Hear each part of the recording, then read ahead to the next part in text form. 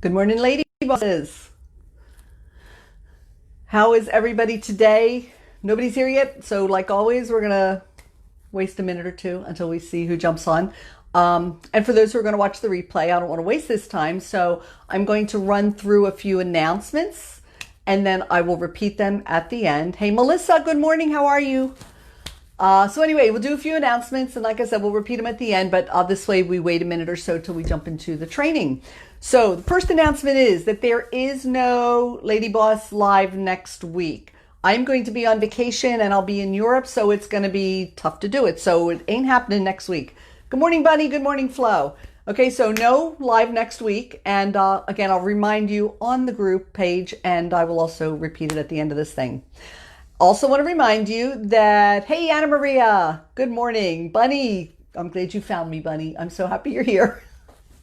We have an incentive going on. A lot of you are new and didn't know this, but we started an incentive about 20 days ago, and the incentive was called 25 for 25 in 25. And what that means is it was a $25 Amazon gift card for 25 new members in the group in 25 days. Well, the 25 days doesn't end until Thursday, but we more than doubled what we were looking for over a week ago. But that's still going on. For every person you invite into the group who joins, you get a drawing into the $25 Amazon gift card, drawing. And also, here's something else we did, and you can do it again. If you're finding value in this group and you want to give it a shout out on your personal Facebook page, just tag me so I know you did it. And then when you do, I will put your name in for another chance at the drawing. And if you already did it once and you do it again, then you'll get 2 chances. So go ahead and do that if you like.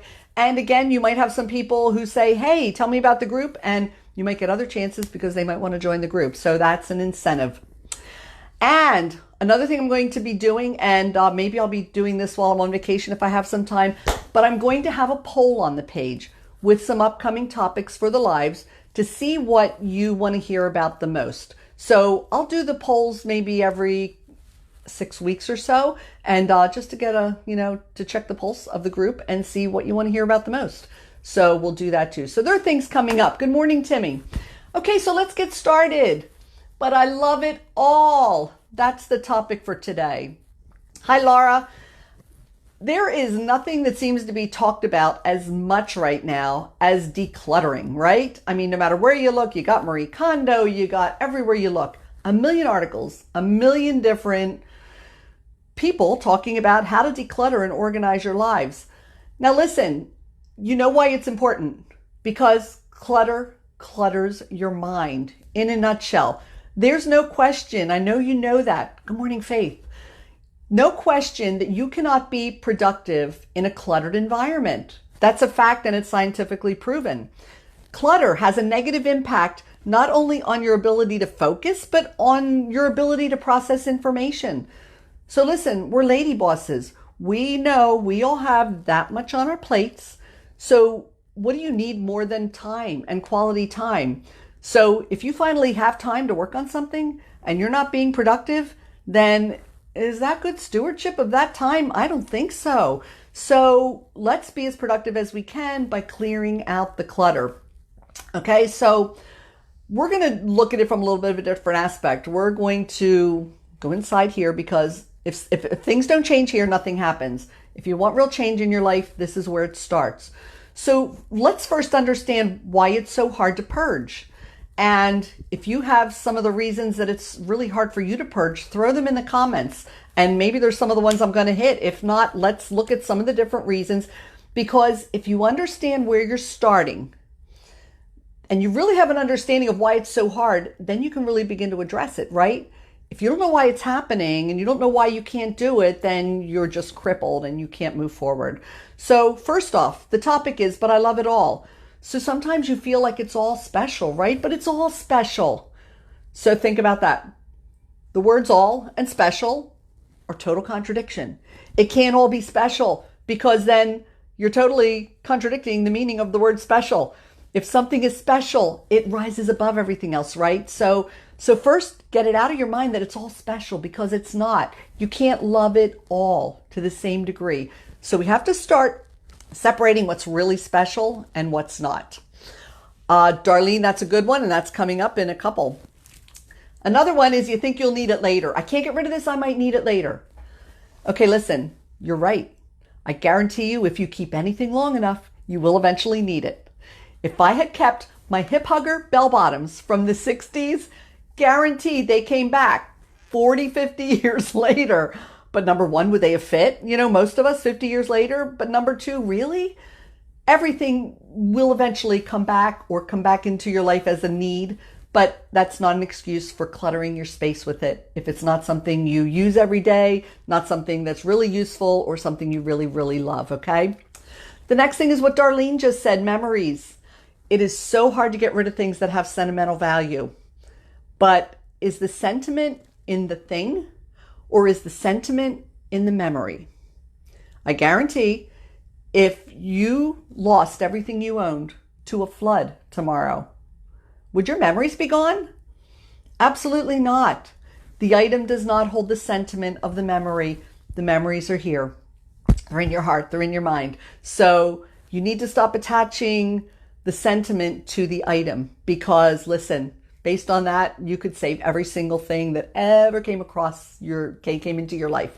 Okay, so just keep that in mind. Another one is that, hey, you spent good money on it. Did you ever spend a ridiculous amount of money on something? Maybe you spent $400 on a pocketbook or $300 on a pair of shoes. And that pair of shoes sits in your closet because if you're wearing them more than 10 minutes, your back is screaming in pain and your feet are killing you, but you can't get rid of them because you spent so much money on them. I know that's hard. So you know what? Resell it if you can. But if you can't resell it, give it to Goodwill. Do whatever you have to. It doesn't make sense to keep something just because you spent good money on it. Cut your losses. Move on, okay? Now listen, here's the biggest reason it's hard to purge. And I didn't really ever realize this until I did a little bit of study on it. Oh, wow. Faith said just had a fire and proved that point in a big way. Isn't that the truth? So totally true. Saving for the child, the grandchild who might want it someday. Absolutely. Wipe those thoughts away. They're not valid thoughts, not valid thoughts. But here's the biggest reason it's hard to purge. This is scientifically proven again. You actually experience pain when you part with possessions. And the part of your brain that processes that pain is the same part of your brain that processes actual physical pain. So there really truly is pain associated with getting rid of things. So you've got a major conflict here, ladies. It's painful to get rid of things, but you know that to have an uncluttered mind and an uncluttered life so that you can be productive and focus on the things that matter in your life, that you've got to purge. So yeah, you've got this conflict. But what better place does the analogy fit than this to say, you know, no pain, no gain, right? It's going to be painful to do this. Hey girl, hey Amanda. It's going to be painful, scientifically proven. It's going to be painful to part with things. But the prize at the end of it, to have this decluttered life that is going to help you to be so much more functional, so much more productive, is going to be worth it. And you know what? The more you do it, the pain will lessen. And you know how it feels after you have gone through a big purge? Doesn't it feel like somebody just lifted like 50 pounds off your shoulders? It's huge. It's a huge relief. It feels so good. So, yeah, Anna Maria, that's so true. That's so true. It's very hard. But the more you do it, the easier it'll get.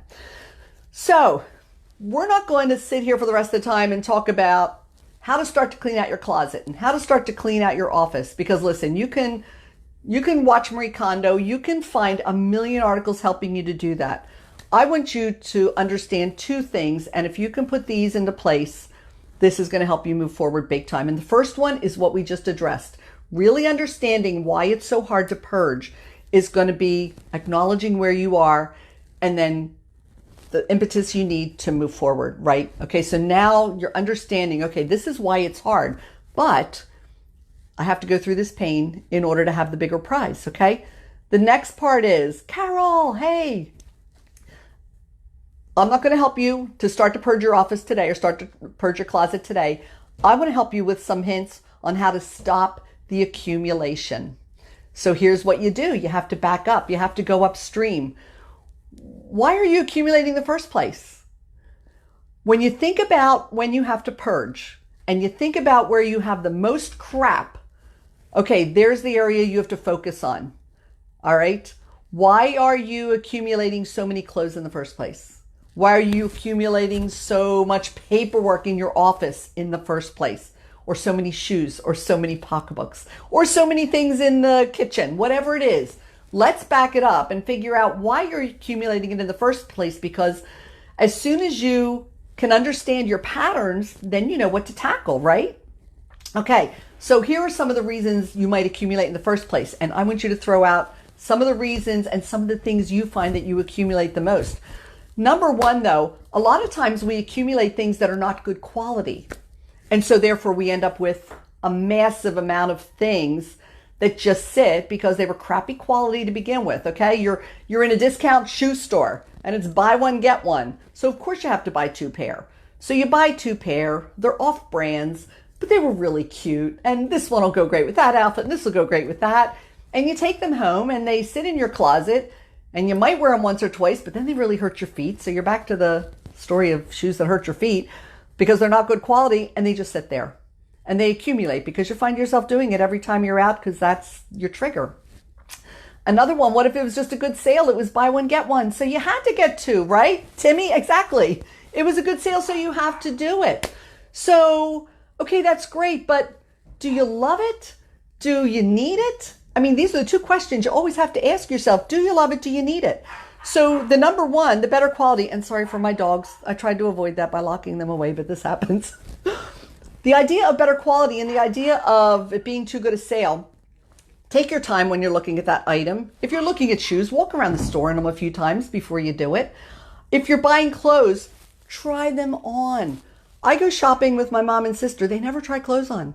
And my mom has fairly good luck. My sister's always returning stuff.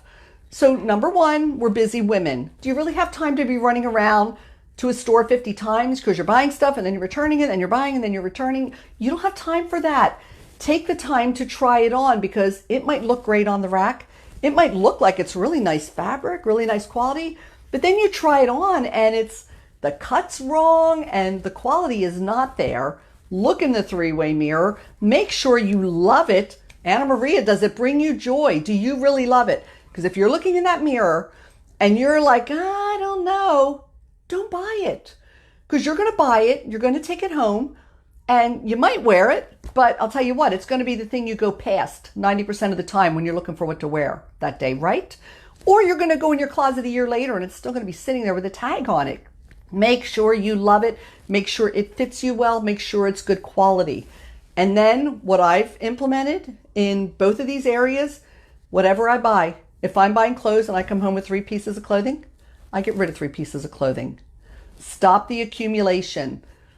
Dealing with the clutter you have already is a whole other topic and a whole other project, but stop the accumulation now, okay? You bring 3 home, you get rid of 3. Take it to Goodwill, give it to your sisters. I give it to my sisters. We recycle all the time. But do that, and you'll really at least stop the accumulation. So at least arrest that right now. Another one, what about stuff that's given to you? If you're a seamstress, Flo's on here. Flo does a lot of sewing. She does beautiful embroidery, beautiful work. I started crocheting, I don't know, 5, 6, 7, maybe 12 years ago. And believe me, I pick up the crochet needle about once a year. And I'm knocking out some Afghans for my grandkids, but my oldest granddaughter took 10 years to get hers completed. So I don't crochet all the time, but I was at my mom's garage sale. Somebody had this huge hefty trash bag full of yarn. Like, Donna, you crochet, here. And I was thrilled to get all this yarn, and I took it home. And that yarn, I didn't realize it until I was preparing this. It's still sitting in my closet. I took it out of the bag and it's in a really pretty basket, but I have this huge basket full of yarn. And as soon as we're done, I'm getting it out of the closet and I'm getting rid of it. Don't keep stuff just because it was given to you because somebody thought, oh, you'd love this. So, oh, Flo sews. Let's give her my 10 stacks of fabric I have sitting around. If you have hobbies and you have businesses that require inventory like that, you've really got to be careful of the accumulation, right? And the last one I have, and this I think is the most difficult for most people, and that's your kids' stuff, right? How hard is it, from the time they start preschool to not want to save every single piece of paper they bring home, right? Every single thing is special to you and you want to save it all. So here's my advice. if your kids are still home, they're still in school, and you haven't gone too crazy yet, or even if you have, take a Rubbermaid tote, like a Rubbermaid tote for each one of your kids, and that is the limit of what you can save. In their whole life, that is the limit of what you can save, which means either really think twice. Hey, Michelle, how are you? Really think twice about what goes in that container, because otherwise when it gets full and you can't fit anymore, you're going to have to sit and get rid of some of the stuff that's in it. But limit yourself to the amount of stuff you save. And now when you're at my stage in life and your kids are grown, I just moved in March and I realized I had this huge Rubbermaid tote of things that belonged, things that the kids had, little dresses, little blankets, all kinds of things. And I realized I haven't seen this container since 10 years before when I moved. So that container sat for 10 years. Nobody's looking at it. I didn't even remember it was there until I moved. And I realized nobody's going to look at this container again, probably, until I die. And then my kids are going to have to deal with it. So why do I have that? What do I do with it? So here's what I did. I sat one day and I made 4 piles for each of the kids. And I put their stuff in each pile. And then the next time they came for dinner, I gave them each their pile of stuff. And I said, now it's up to you. You either deal with it now or you're going to have to deal with them after I'm gone. But how much fun it was to sit with them at that dinner and like have my son showing his boys, like, look at these. These were the baseball cards I was collecting. And here was my game ball from Little League. It was so much fun watching them share those memories with their kids. And then they took this stuff and they can decide whether it's important to them to keep or not. Because if it's not, why am I keeping it? This is for them. So now I've totally decluttered all the stuff I was keeping of my kids. So there's some of my ideas for how to do that. But Anna Maria taking pictures of her kids' memorabilia. How awesome is that? You still have the things to look at. Again, remember everybody, the memories are here. The memories are not in the item. Thank you, Michelle.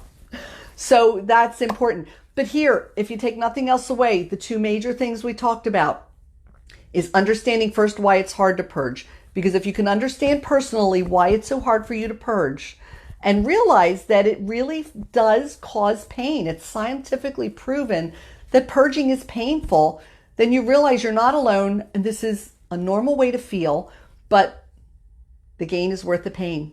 Okay, it's really worth it.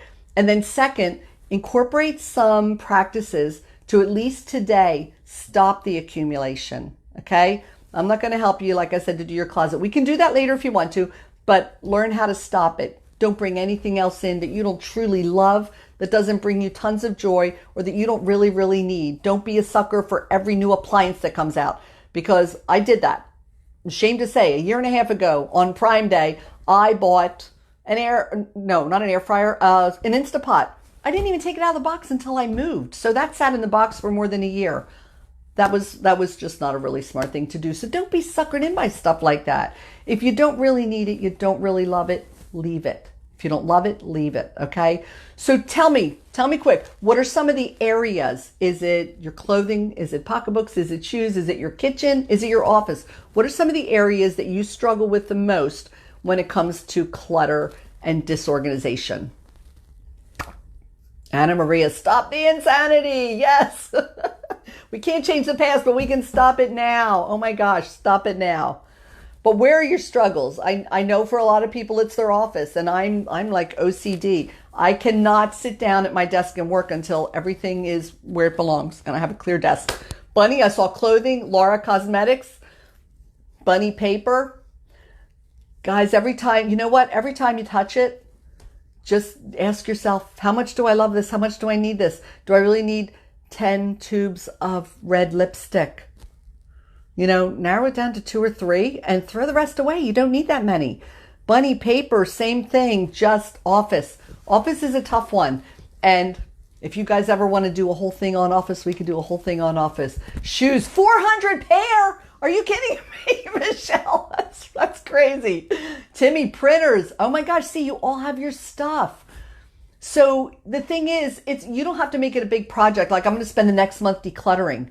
But every time your hands touch one of those things, ask yourself the question and quickly divorce yourself of the feelings. Like, do I really need this? Like, do I need all these old computers, Timmy?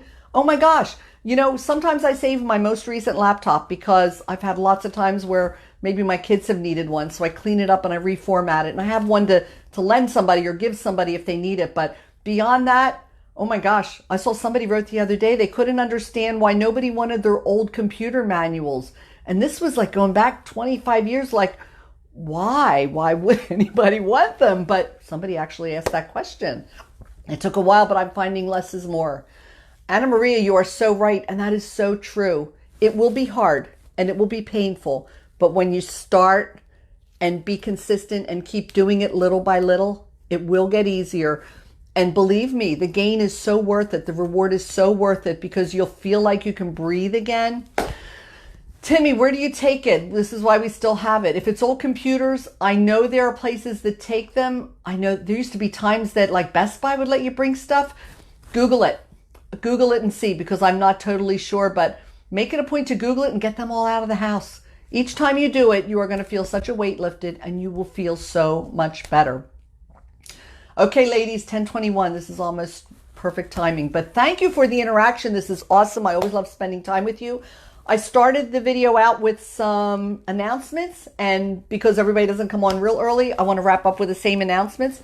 Number one, there will be no Facebook Live next week because I'm going to be in Europe, so that won't work. So I'll see you 2 weeks from now, but I will not be here next week, and I'll remind you in the group. Another one, I want to remind you about the incentive we're running. We're running the 25 for 25 and 25.